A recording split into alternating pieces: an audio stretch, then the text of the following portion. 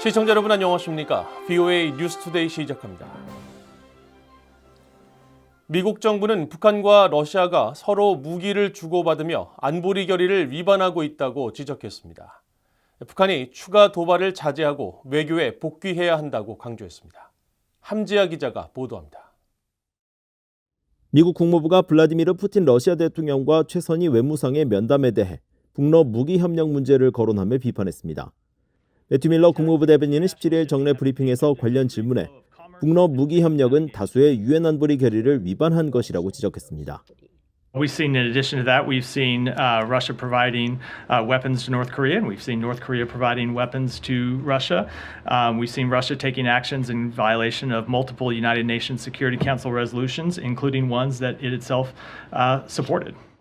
드미트리 페스코프 크렘린궁 대변인은 17일 브리핑에서 푸틴 대통령이 16일 최 외무상과 면담했다며 양자 관계와 한반도 상황에 관해 대화했으며 가장 시급한 국제 문제에 대해 의견을 나눴다고 말했습니다. 밀러 대변인은 또 김정은 국무위원장이 최근 한국을 제1의 적대국으로 지칭하며 위협 수위를 높인 데 대해 추가 도발을 자제하고 외교에 복귀할 것을 촉구했습니다. So we call on the DPRK to refrain from further provocative, destabilizing actions and statements and to return to diplomacy. In particular, we encourage the DPRK to engage in substantive discussions on identifying ways to manage military risks and create lasting peace on the Korean Peninsula. 미국 국방부도 푸틴 대통령과 최 외무상 간 만남 등 양국 군사협력 확대 조짐에 대해 우려를 나타냈습니다. We've talked about this before, that clearly North Korea and Russia have a relationship. What we don't want to see is the continued proliferation of aid to Russia to be used in Ukraine. 라이더 대변인은 또 북한이 최근 발사한 고체 연료 추진 극초음속 미사일에 대해서는 북한의 불안정한 활동에 대해 자제할 것을 촉구한다고 밝혔습니다. 그러면서 영내 평화와 안보를 유지할 수 있도록 계속해서 영내 동맹과 긴밀히 협의해 나갈 것이라고 강조했습니다. VOA 뉴스 함지아입니다. 유럽연합 EU가 북한과 러시아의 불법적인 군사협력을 중단하라고 촉구했습니다. 피터 스타노 EU 대변인은 17일 북러 외무장관 회담에 대한 VOA의 논평 요청에 러시아와 북한 관계가 깊어지는 것은 러시아의 고립과 절망, EU의 대러시아 제재 조치 효과를 반영하는 것이라고 밝혔습니다. 이어 북한이 러시아의 불법적인 전쟁에 대한 어떠한 형태의 지원도 중단할 것을 촉구하며 양국 모두 유엔 안보리 결의와 유엔 헌장을 위반하는 행위를 중단할 것도 요구한다고 밝혔습니다.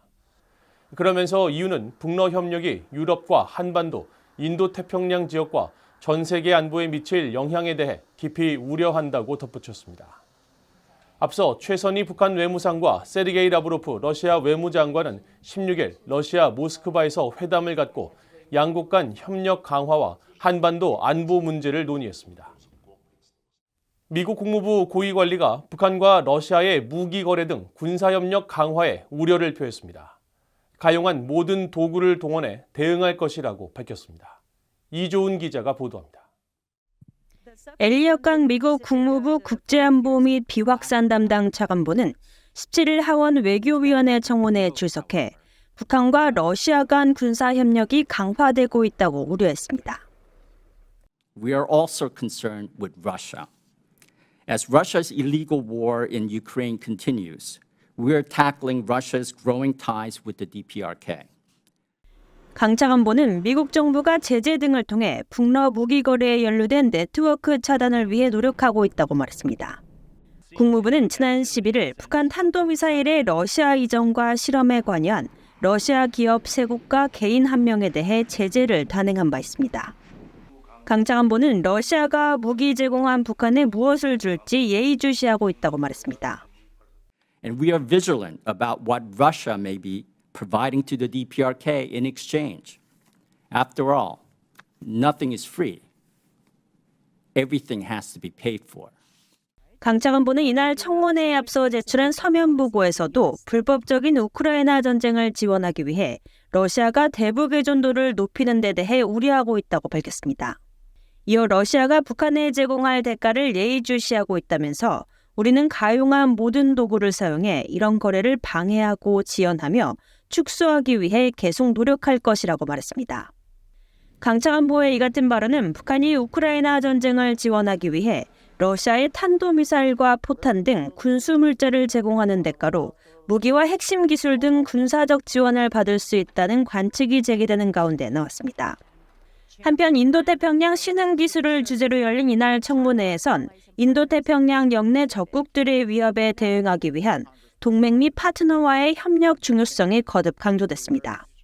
나다니엘 픽 미 국무부 사이버 공감 및 디지털 정책 담당 대사는 특히 영내 사이버 안보 협력의 대표적인 예로 암호화폐 절도 등 북한의 불법 사이버 활동 차단을 위한 한국과의 협력을 꼽았습니다. 또 미한 워킹그룹도 2022년 8월부터 사이버 보안주의보를 발령하고 여러 북한 관련 기관을 제재하는 등 북한의 불법 수익 창출을 막기 위한 협력을 지속하고 있다고 강조했습니다. VOA 뉴스 이조은입니다. 한국 정부가 대북 제재를 위반한 선박 11척을 독자 제재한 가운데 한때 한국 깃발을 달고 목적지를 북한으로 보고해 논란이 됐던 유조선 뉴콘크호가 제재에 포함된 것으로 나타났습니다. 뉴콘크호는 지난 2019년 2월과 3월 한국 부산항에 기항하면서 이름을 우봉호에서 지금의 뉴콘크호로 바꾼 뒤 같은 해 3월 22일 부산을 떠났으며 이후 대북 제재 위반 정황이 수차례 포착됐습니다. 앞서 VOA는 뉴콘크호가 2019년 2월 4일 한국 부산항에 입항할 당시 한국 항만당국에 다음 목적지, 즉 차항지를 북한으로 신고한 사실을 확인해 보도했습니다. 해운업계 전문가는 처음부터 한국 정부가 뉴콘크호를 면밀히 조사했다면 이 선박이 대북 제재 위반의 핵심 선박으로 다시 태어나지 않았을 것이라고 지적한 바 있습니다. 유엔 안보리는 지난 2016년 채택한 대북결의 2325를 통해 유엔 회원국들이 북한에 선박을 판매하거나 북한 선박을 구매하지 못하도록 했지만 2019년과 2021년 사이 북한은 최소 7척의 한국 중고 선박을 구매했습니다. 다만 2022년 중순부터 한국 정부가 제재 관련 설명회 개최와 독자 대북 제재 부과 등의 노력을 기울이면서 지난해에는 북한이 구매한 한국 중고 선박이 단 한 척도 없었습니다. 북한의 대외 선전 매체인 우리민족끼리의 사회연결망 서비스 X 계정이 삭제됐습니다. 17일 현재 X의 우리민족끼리 페이지에 접속하면 게시물 대신 계정이 존재하지 않는다는 문구가 표시되는데 계정 삭제 배경과 원인은 알 수 없지만 최근 북한이 대남 국영 매체에 대한 운영을 중단하면서 X 계정도 함께 삭제한 것으로 추정됩니다. 이 계정이 삭제됨에 따라 북한을 상대로 소송을 제기한 미국인들의 유일한 소송 고지 창구도 막히게 됐습니다. 앞서 북한을 상대로 소송을 제기한 일본 적군파 테러 피해자 측은 지난해 10월 미국 법원의 허가를 받아 이 계정의 소송 사실을 고지했으며 미국 워싱턴 DC 연방법원도 지난해 12월 북한 억류 피해자 케네스 배 씨에게 우리민족끼리의 X 계정에 소송을 고지할 것을 명령했었습니다. 이들은 앞서 모두 우편을 통해 평양 소재 북한 외무성에 소장과 소환장 등 법원 문서를 보냈지만 우편물이 반송되면서 소송 개시에 어려움을 겪어왔는데 미국 법원이 사회연결망 서비스 X를 통한 소송 고지를 정식 절차로 승인하면서 소송 진행에 길이 열렸습니다.